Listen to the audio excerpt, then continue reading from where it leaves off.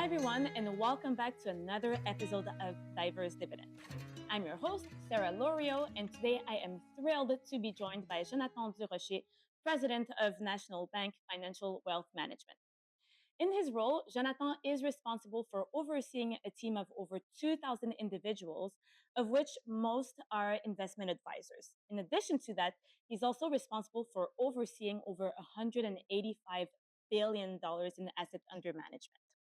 But beyond those very impressive numbers, and I will say a very impressive career path, I would say that what stands out most is Jonathan's passion for personal finance and financial literacy and how he makes it accessible, simple, and probably most importantly, relatable. And so, in today's episode, we will discuss Jonathan's career path. We'll also explore his leadership philosophy, and we'll also dive into the why behind his mission and the impact that he's looking to have on the community. So, with that, Jonathan, thank you so much for being here with us today. Thanks for having me, Sarah. Of course. And I will add that Jonathan is actually located in Montreal, and we're recording here today in Toronto. In Toronto, of course. So there may be a small accent in the content here. Well, but same here. Yeah, it's gonna be good. Yeah, no, but really appreciate you taking My pleasure. the time out of your busy schedule to spend some time with us and our viewers.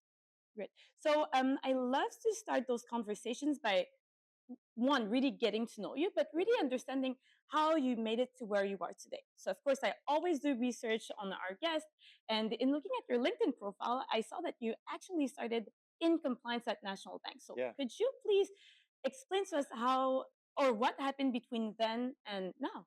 Yeah, like every kid's dream, right? When you finish university, you want to work in compliance, right? It's the first thing you think about. But no, it wasn't the case. I was looking for a way to just get into the business. Had some family members that played around with the business a bit in the past, but didn't have any connections, didn't know anybody. So took the first gig that allowed me to get into the wealth management space. They allowed me to skateboard to work, and actually, it was also a great place to learn because compliance, you touch everything. You need to understand the rules. And I was 21 back then, and so back then it was no Teams call, so it was over the phone, so I could look a little older when I called. And yeah, it was a great place for me to touch everything and understand the intricacies of how wealth management worked. And so I saw it as a way for me to just learn a lot. And Mhm. normally, when you start your career in finance, you want to have roles that allow you to touch as many things as you can. Mhm. So you could just grow and understand things, and then be able to have future projects and tackle on more stuff after. That's incredible. And probably unbeknownst to you at the time, compliance was not what it was today, right? Compliance is No, getting more and yeah, more important. yeah, absolutely. It changed by a the lot. day. Yeah. Yeah, So do you find that your experience in compliance helped in getting you to where you are today? yeah. That Well, little element? yeah, it did. I got to talk to wealth advisors from across the country. Mm, Got to see the cultural differences of Canadians, mhm, how you invest in Calgary versus Quebec versus Ontario versus the mm, Maritimes. And also, what I like about compliance is there's a risk management mhm, aspect to it. Like there might be some CFA, listeners right now, and risk management is really important. So there's trade-offs and understanding the rules and how you can make sure you bring as much value as you can while staying inside of the rules. And mhm. so it gave me a bunch of life lessons, stuff I screwed up and stuff I was able to do well in. And I think that's what I took from it. And yeah, compliance has been changing a lot. Technology, of course, the avenue as well as larger responsibilities in the wealth management space coming to wealth advisors. Mhm. But it's been a really good backbone for me to reflect on. And I don't talk about my compliance early career very often, but I'm glad to expose it to everybody Yeah. listening that I started in compliance. So thanks for that, Sarah. No, but I would say that bottom line is that compliance is important, Yeah. cannot be ignored. I'd be curious to hear about how you broke into leadership at National Bank. Um, yeah, I'm not the best example for that type of stuff. I'm of the school that if you do something that you're really passionate about, that you really love, then all things being equal, you'll tend to outperform and do good job because you just like your job more than others, Mhm. right? Even if you don't have all the background or the studies, I was really passionate about the wealth management space, and so as I was doing compliance, I was asking questions about sales questions or portfolio management questions or questions pertaining to different fields of it. So one of my former bosses essentially offered me to work on the sales side of the equation and the business unit, and I took it. And really, since then, I'm lucky in the sense that I applied when I started compliance, but I never had to apply to role after. Mm-hmm. It's just career path, demographic changes that it enabled me to take on more responsibilities. Been really humbled by it. But it's not a, hey, I'm going to be doing, I'm going to be leading NBF. That was never, Mm-hmm. the plan. I'm just very passionate about the people I work with and the job I do, and then stuff tend to happen. You make it sound so easy. It's not a, there's hard work, there's dedication, there's passion and stuff. There's demographic shifts as well of population, changing, leadership changing over the years. But I understood really quickly that compounding is not just good for a portfolio, it's also good for your career. Like, Ah. career compounding is real. And in the younger generation I'm no longer in, one thing I like to say is that if you're able to find a place that you like, or an industry that you like, or type of field that you like, well, your skills are going to compound over the years. So if Mm-hmm. you keep changing all the time your roles and what you do and who you work with, well, the compounding breaks for a bit. Mm-hmm. And it could be fine, just like in a portfolio, but if you do it all the time, it doesn't accumulate, right? So after, as a young age, I was able to have a lot of knowledge about National Bank Financial, because Mm-hmm. I've worked already there 10 years, and I was only 30, 31, or 32 back then. So Mm-hmm. it allowed me to be able to have a bigger impact and help more people. Mm-hmm. I, I really love how being curious and open to opportunities led you to where you are today, but also how you discussed the value of compounding, Yeah. which takes me to your passion for personal finance, Yeah. right? And how you took the concept of compounding, which is a Hmm. personal finance concept, into your career. So I'd love to talk about your passion for personal finance some more. So of course you're in your role, you're living and breathing personal finance, of course, but how did you realize that personal finance was something that perhaps you wanted to completely dedicate your Yeah. career to? Well, we all have these little life events, and sometimes they look small, but then again, it compounds over time. So Yeah. I had some family members that had the Nortel stocks, in the Oh. early 2000s, and so as a kid back then, I looked at how that sort of affected them, and I didn't like it. And back then, our industry was really much still stockbrokers. So they told a story about a stock, and people owned the stock, but didn't really understand why they're owning it, what's the plan behind Mm-hmm. investing, etc. So I got first life experience with some family members losing money with the Nortel drama, and it enabled me to say, hey, I could do something about this. I'm interested about this field, but I was interested about it maybe the other way around. And said I was also very interested about the psychology aspect Mm. of investing. A bit earlier on, I love the psychology element of everything we do, and so that got me to think, well, I got some family members that went through this. I was reading articles about Nortel, and I wanted to make a difference. Mm-hmm. And so I started in compliance, but my goal was to be able to help people out with these market cycles and the psychology behind investing. Mm. And so that brought me to take on more responsibilities to try. But that's really there's a family aspect, there's a psychology aspect I love about the Mm-hmm. field that sort of pushed me onto it. And the last thing is, I also always am amazed that we're in a field where you could have a PhD in finance, and you could have somebody who has no knowledge in finance, and both have a balanced portfolio, and they both manage it themselves, and a person with no education in finance could still do better than a PhD. Mm-hmm. And so I was just amazed by that, because there's really no other field Mm-hmm. where you have these type of discrepancies. Mm-hmm. So I was just a fan of understanding how finance and the behavior of people could affect their Mm-hmm. lives. And Yeah. that's long story to say, personal psychology and curiosity. Yeah. But here you are making personal finance very relatable. Once again, for our viewers who are not as familiar with the Yeah, Nortel story, can you just of provide us course. with a brief summary That's of good. what Yeah, happened? yeah, yeah. Back in the day, and that was Not that 2000, long ago. No, I'm not kidding. long ago. Well, the Nortel story is no different than other types of bubbles you may have in a stock. So a stock goes up. In the case of Nortel, went up significantly, of the fact that it was the biggest, largest holding of TSX back then, and really it was a story about greed, and people getting really large exposure to a single stock into a portfolio that eventually collapsed, and people, the knowledge around diversification, the knowledge around risk management wasn't as mainstream as it is now. So people got large exposures to it, and lost a lot of money.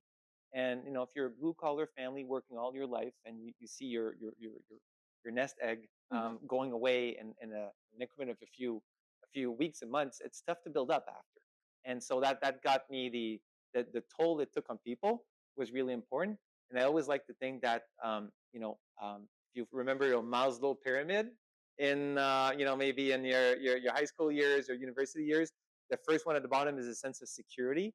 And so what happened with Nortel is the stock went from over $100 to nothing. And so people lost a lot of money, and they had an issue with their sense of security in their Maslow pyramid. They were nervous about, am I going to be okay? And so that's what prompted the Nortel drama.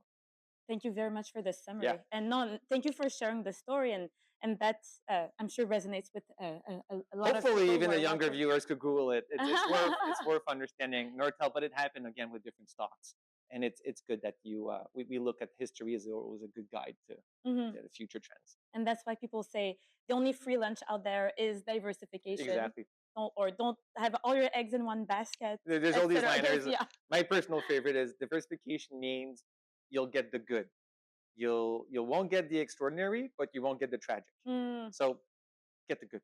No, I love that. And a bit of a personal story for me and of how I got into finance was actually in high school. So I don't come from a family that was that were corporate workers, I would say. And so I was in a math class in high school, and we learned the formula for compounding. Yeah. And we actually had to derive it ourselves. Sorry. And there was no turning back for me after I figured it out. I was like, wait a second. So you can make money while you sleep? Yeah. Oh my God, that's magic. Well, it's not magic. It's just being disciplined, right? And then after that, I read the book, The Wealthy Barber. Yeah.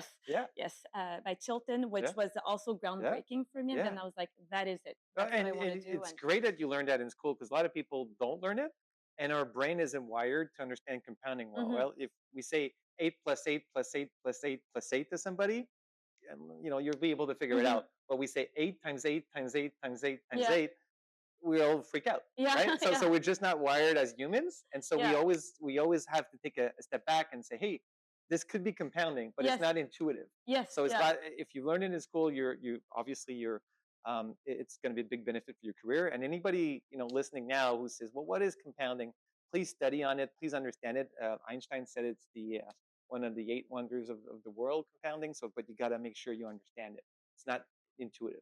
Or you can also just follow Jonathan on LinkedIn. Or many others that talk about this type of stuff. But yeah, I'm a big fan of compounding for anything at all. Speaking about LinkedIn, of course, doing some research on you prior to this interview, what struck me about your LinkedIn profile is the About Me section. So where for most people, including myself, you'd see I'm an experienced professional with X amount of years in that field, etc., etc. Your About Me section is different, right? Like, so instead of writing about yourself, you wrote about your core beliefs. So can you tell us about why did I do that? No, right? But I mean, caught my attention. I read them all. It was so interesting, but I'd love for you to share with our viewers. It's I'm a bit I'm lucky in the sense that National allows me to use LinkedIn and to be creative and to work with my colleagues to produce material.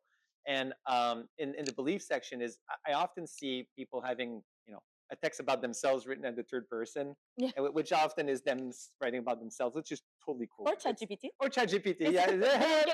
For the younger folks listening, and I guess I wanted to try to bring some authenticity to it, and to just say what I believe in. It doesn't mean it's right or wrong, but just to put some principles out there. And I think it's important for both myself as a leader, but also to just put it out there, because I'm a big fan of writing, because the writing allows you to know what you think. And so it's an exercise I would suggest everybody does. We don't do enough of it as a society. And so I wrote down some of the beliefs, and some of them are pertaining to wealth management. Some of them are just pertaining to that stuff that I believe in as a good contributing member to society. And a lot of it, boils down to curiosity, to respect, to also making sure that we take care of the people that are giving us their life savings. And these little simple things that look nice on a billboard, but then you need to act on it. Mm-hmm. And so I wanted people to see, okay, this guy, this dude, believes in the following things, and it might stick with you or not. But I felt that LinkedIn needs a little more authenticity sometimes, Mm-hmm. and it was a way for me to be a little different with that. No, I absolutely love that. It got my attention. And again, on the topic of making your post feel more Yeah, relatable, yeah, I mean, that's one great way to do it. yeah, And speaking of of how active you are on social media, especially LinkedIn, yeah. I would say, can you, of course, again, you live and breathe personal finance, but it's not necessarily part of your job description No, to be doing that all that extra stuff, right? And so, can you tell us how you got started with posting and yeah. yeah. Well, I used to. This is a great question, and again, I really thank National for allowing me to do this. And so the way I started is, as I said, I was writing a lot, but I kept it all to myself. And at a certain point, I said, well, a few friends said, well, why don't you post that on LinkedIn? And for me, I was LinkedIn. What is that a non-cool version of Facebook? And I didn't really understand what that was for. And a lot of my content is mostly B2B driven, but could be used in a B2C format as well. So I started to write for the public at first for fun, and I'm still doing it right now. And the reason why I do it is, again, number one, to know what I think about subjects, to do my own research about it, and yeah, I want to have a positive impact on society. I think the wealth management field has throughout the years has had a tough reputation. Like when you think about our field and the movies around it, like you got Boiler Room or Wolf of Wall Street for the younger folks listening because they have no clue who Michael Douglas is. But like you take Boiler Room and Wolf of Wall Street, it portrays our business as something it's absolutely not. But Mm-hmm. that's still what a lot of people are going to think about our business. And plus, I read some research from Cyril this year that a lot of the general population have a tough time making a difference between a finfluencer Mm-hmm. who's writing content. Some may be totally accurate, some may not. Mm-hmm. And so I wanted to be a voice that actually has some, I guess, a legitimate aspect to saying, hey, I've researched this and I work in the field and here's what it is. And I wanted to make a positive impact because there's some stuff that is not as legitimate on social media when it comes to personal finance, and people can make mistakes. Mm-hmm. Listening to a guy or a girl in their basement talking about uranium stocks or stuff. It's Mm-hmm. like I'm worried about that, so I want to make a positive impact, and that was really the goal, and help get the message from myself and our wealth advisors across Canada Mm-hmm. heard in a different way than a traditional format. Mm-hmm. So everybody, make sure that you go and follow Jonathan on LinkedIn. So you've mentioned the rise of influencers. Of Yes. course, they cannot be ignored. Yes. I do think that a lot of them do add a lot of Yeah. value, which now leads me to my next question, which is about the future of financial advice. Yes. And if I can just frame my question a bit more, I think it's fair to say that yes, with the rise of influencers, information just Mm-hmm. being a Yeah. lot more accessible Mm-hmm. online, the use of LLMs like Yeah. ChatGPT, etc., as well as younger generations Yeah. who are perhaps more inclined to do it in a DIY Yeah. format. Can you tell us what your views are on the evolution of financial advice Yeah. and why working with an investment advisor will continue to Yeah. add value over time? Yeah, and of course I'm biased, but if you take a quick step back, in the '90s, our field were stockbrokers. In the 2000s, they became investment advisors, where they build diversified portfolios. In the 2010s, they became wealth advisors, where financial planning and estate planning took a toll. And then in the 2020s, um, they became almost like wealth coaches. Mm-hmm. So people go to their wealth advisor now for literally everything. So yeah, sometimes it's investing, but it could be, hey, my son or daughter needs a mortgage, Mm-hmm. or I want to know if I'm okay, Mm-hmm. or I have an estate situation, right? So our field has been evolving, and I think that, and this is a personal belief. I don't think all my colleagues at National necessarily think that, but I think they're also becoming part-time shrinks for people when it pertains to money. And I'm going to use a Morgan Housel quote of why I think our business is going to evolve well in the world of AI is that somebody's wealth is really the difference between their revenues and their egos. Mm. And as long as humans have egos, we will have a job. But it's just changing. We're doing different things for them. And so AI for me is an important step in there. I don't believe AI will replace wealth advisors. And Mhm. actually, if you go in ChatGPT and you ask ChatGPT that question, they will answer that they can't replicate Okay, what an wait, advisor what did does. they answer? They Yeah. didn't say that, and I wouldn't plug it. No, they said it will Yeah. replace us, and I'm here to announce it to everybody. No, they said it can't because money's emotional, and every single person is different with money based on how you were raised, your family values, your personal values, Mhm. and so I think that's why there's going to be a big future for us in there. Now, what's going to change though is that an advisor who's not using AI could have a tough time competing with an advisor who is using AI. Mm.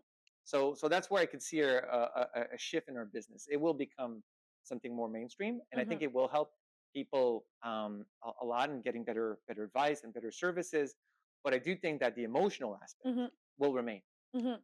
Yeah, you know what? I do agree with that, and I do agree with the statement also of working with AI as opposed to Mhm. AI replacing us. Yeah, no, and it's we don't know in in 200 years from now, but in a short term, as people are still emotional about money, you could do something with your money that I would think would be totally crazy, and vice versa, right? So you can't put that in an algo, or Mhm. it's difficult Mhm. because you'll have emotions around it based on what's happening in your life, right? So that's why I think there's going to be a good period of time where you'll need a human who Mhm. really truly knows you and your emotional baggage to give you proper advice. Couldn't agree more. So now I'd love to transition to talking about leadership and Yeah. perhaps diving into what your leadership style is. Because as I mentioned in the introduction, you are responsible for managing a team of over 2,000 individuals. And as I mentioned, a lot of them are investment advisors, Yeah. which means that they probably want to maintain a certain sense of independence and Yeah. managing their book. They absolutely want. Yeah. That's for sure. So, can you tell us a bit more about your leadership style and how you get to oversee such a large team? Yeah, that's a good question. So it's always tough to define your leadership style. You probably ask my team, and they could give you all the dirt. But like anybody else, I think in our field, like what we sell at MBF are people, right? So I'd like to think that throughout the years, my leadership style is very flat, especially with wealth advisors that own their own practice Hmm. and they operate their own business. So we're not big on pyramids.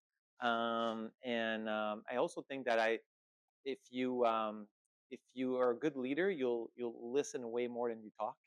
So while I do apply myself on social media and communication skills, I'd like to sit down and just listen to them. So I'm very much on the ground, spending lots of time with people and my team to be close to them. So lots of proximity.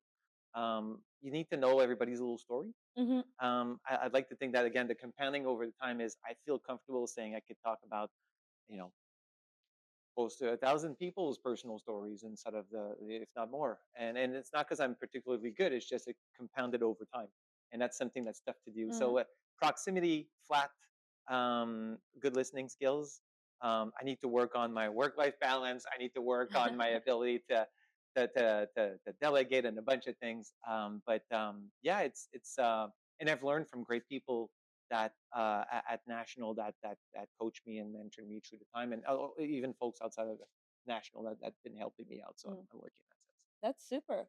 And so, during your time in this specific role, did you see the team grow? Yeah, no, for sure. The team grew. We're across Canada, so we have to work some folks in Montreal, some folks in Toronto, some folks out west. So different time zone, cultures, experiences.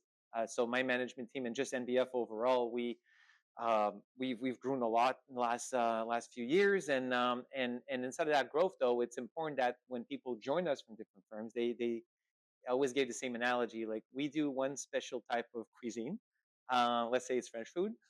So if somebody comes in and likes our cuisine, then they'll be super happy. But if somebody comes into a French restaurant and say, "Hey, I'd like to have a lasagna," we need to say, "Hey, there's this great Italian over there. You should go." So we try to make sure that we're in a business of longevity. So we really want to pick the people Mm. we work with, and vice versa. They pick us as well. Hmm. We need to be picky. So yeah, that the team grew, and we're now actually 2,200 now, Wow. and managing over 185 billion. And we've done really well in client satisfaction scores, but also growth overall. And it's up to it's up to us to get our story out there more. That's incredible. Well, Yeah, congratulations. well, it's the teamwork and our advisors that are amazing. Oh, that's wonderful. And I'd be curious to understand what your day to day looks like. Could you take us through a day in the life of Oh, Jonathan Durocher? not sure you. Yeah. Well, I won't do the thing. I woke up at 5 and did some hot yoga and then had a cold shower and then no, I'm not. I'm in a rush like everybody, like just trying to make it work. But kidding aside, what I try to do in a day though is I always try to have a part of the day where I write or I think about stuff.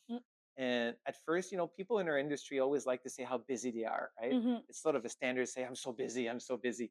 But I take pride of being able to say sometimes that I took an hour to do something that was not necessarily programmed in my agenda, whether it's writing content, thinking about something, or just calling an advisor or colleague to ask them for help.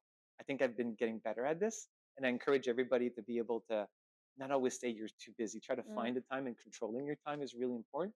And that's the day in the life. So really, what I do is spend my time on the ground, spend time with my management team, travel a lot across the country, and I meet also a lot of clients, which is really cool because no matter where you are, where you're from, there's always that relationship with money puzzle. That for me, as soon as I meet somebody new, I've got so many questions, and I sound like a shrink sometimes, but it's coming from a good place to help them out with their wealth advice. Mhm.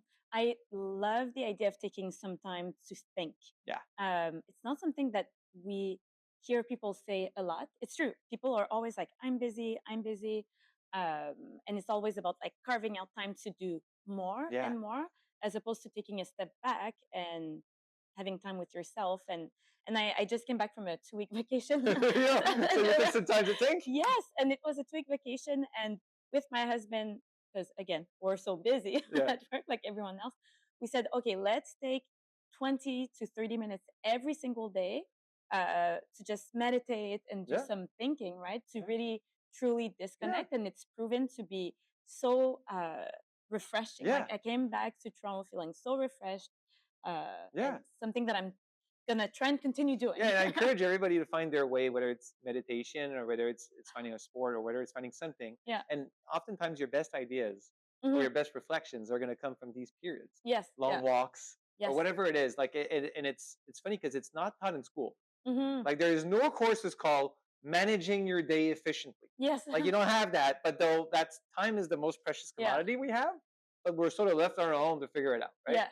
And so that's really an art Hmm. that I encourage everybody to spend some time on. And yeah, you've mentioned sports. That's another good one. I'm not like a huge sports person per se, but I did discover a few years ago mountain Yeah, biking, and I absolutely fell in love with the sport because one, it's super fun, it's thrilling, but the main thing about it is that when you go mountain biking, you have to be in the moment. yeah. There's no other way. You Otherwise, can't check yourself. no. Yeah. And where I'm normally always thinking about the next step Hmm. and always thinking about, okay, what we're going to make for dinner. But oh, wait, I need to answer that Yeah. email and Yeah. having all these thoughts convoluted. When I discovered mountain biking, it was about being in the present moment. Yeah. That was Yeah, really and good. I encourage everybody to get inspired by what you just said. And some people discover it like in their 60s or 70s or 80s. Some people are able to discover it younger. Hmm. And so I encourage people to start young to think about this Hmm. because again, it's going to compound over Yeah, time. it's going to come down. Always. And I have one more question Yes. for you before we move on to the dividend questions. Yes. And it's about your community impact. So I think Yes. throughout our conversation, we've made it clear that you are having an impact, right, with making personal finance Hmm. and financial literacy accessible, Yeah. simple, and very relatable. So, of course, in doing research about you, Googled your name and saw that beyond your work, you're Yeah. involved in a lot of different initiatives, and one that caught my eye, of course, is your advocacy for women. So Yeah. I'd love to hear more about why that matters to you, and even if you have a story to share that exemplifies why it Yeah, matters to you. well, it matters for me, but I've been blessed to have worked with amazing women in the financial sector as well as the wealth management sector that opened my eyes on opportunities, and really our field has been male dominated over the past, and it's time we make sure we find the right balance in all of this. And so as we look at ways to interest women in our field, we as an industry struggle with it. Like we look at the ratios and we look at at um, at, at at state of the affairs, and we're not proud about it. So what we decided to do is to organize different events, both from school all the way to networking with our top advisors now, where we bring them all together once a year to talk about themes and topics that are pertinent to them. And I like doing that because there's two reasons why. Number one, it's the right thing to do as society, but it's also good business. Like the reality is you need, just like you need a good diversified portfolio, you need a good diversified portfolio of people. Mm-hmm. And I think both men and women will come with different skills, and these skills are really, you get a 1 + 1 = 3 Mm-hmm. when you're able to put them together.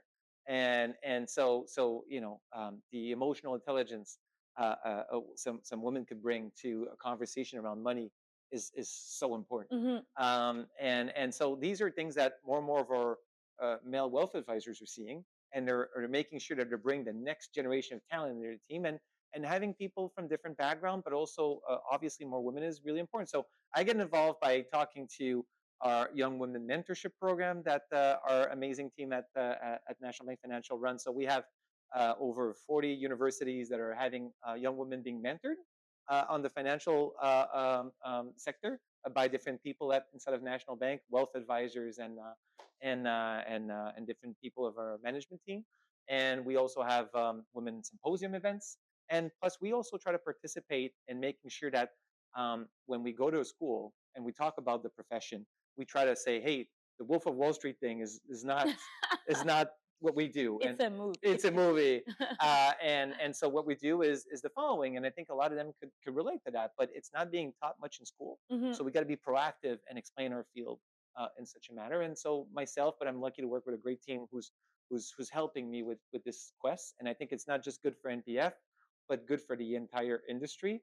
And one of my favorite one-liners in there is that one of the best things that has happened to the wealth management industry over the last 20, 30 years is not technology, it's not AI, it's not diversified portfolio, it's the advent of women in our field. I think it helped and professionalized the roles, and everybody, both men and women, are winning from it, especially clients. And so that's a big one I strongly believe in. Thank you so much for that. I mean, that is hitting close for me, because I think that it's not only important, it's practical, and I really appreciate your efforts, because I've been involved in organizing events for women in finance, and as you're trying to find speakers to speak to the next gen Yeah. of women in finance, sometimes we would say we're looking for a specific profile of a speaker, and we're in Toronto, right? So Yeah, the yeah, largest yeah. financial hub in Toronto, and sometimes you couldn't find Yeah. somebody who fit the bill. Yeah. And Right. so we need to have more, especially the next generation.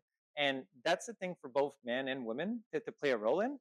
And we need to have more and more of the next gen leaders Mm-hmm. coming in and Absolutely. and making a difference. And Yes. so I'm one of them, you're one of them, and Mm-hmm. there's more and more people getting involved, and encourage the folks that are listening Yeah. to do their own thing there. And it doesn't mean you don't need to be a president or to be able to do this. Like you Mm-hmm. could go to schools, you could make an impact in your community by talking to women about their personal finance or Mm-hmm. getting them interested in the field. Absolutely. No, thank you so much for that. And again, the goal of this podcast is also to show the different faces Yeah. of finance, and that finance is not boring. No. You could be a creative person. It's super cool. It's super cool. Super cool, you kids.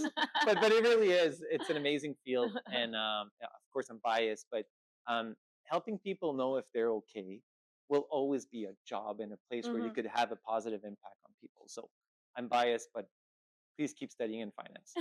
Please.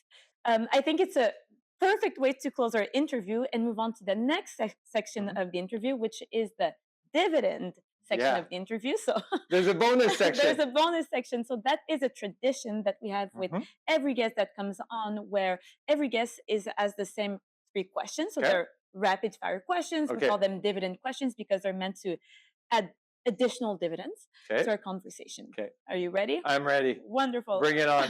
Number one, Yes. what do you love about what you do? The people, the most. The people. It's all about the people. So that's the top thing I love about. Love it.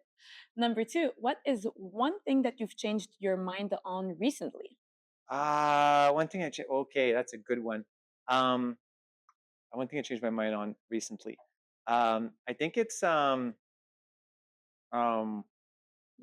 should have thought about that one. I think it's going to be the fact that you could, not everybody needs to follow the same path when it comes to your professional career. Like we always try to, I'll give you the best example here. So we try to show, we look up to people all of our lives, to people that are older, and we try to emulate them all the time. But often people that had a lot of success are also has some challenge in different things, but we don't see it. We just don't see Mm-hmm. the good. So I've learned through time to look at, very successful people differently. To say that there, you could pick a few things from them, but you don't want to copy them for everything. Mm-hmm. And I often read a book and say, "Oh, I want to be like this person, or I want to be like that person." But you always want to take just a bit, because you oftentimes somebody who's really really good at something is going to be really really poor at something else. Mm-hmm. And so that's something I changed my mind over time, is I want to be a more nuanced on Mm-hmm. things versus extreme on things. That's excellent. Excellent. And then number three, what is one piece of advice that you have for our listeners who are looking to advance in their career? um Take your job super seriously, but don't take yourself too serious. Mm, In our field in finance, there's egos, there's wealth involved, and etc. So it's just to try to, you know stay chill, and not to be uh too much of a big ego. So mm-hmm. so that's the best advice I could give in terms of career, and learn all the time, be curious, and ideally in there you surround yourself with people that you truly love and care for. Mm-hmm. And with that you'll be fine. You got to work hard, but you'll be fine if you surround yourself with people that you love, and don't take yourself too serious. That is wonderful. Jonathan, thank you so much for your time. This Pleasure. was not only a very fun conversation, it was super insightful, and thank you for being so candid. So, Hey, so pleasure, everyone, Sarah. thank you for tuning in. Thank you, everybody.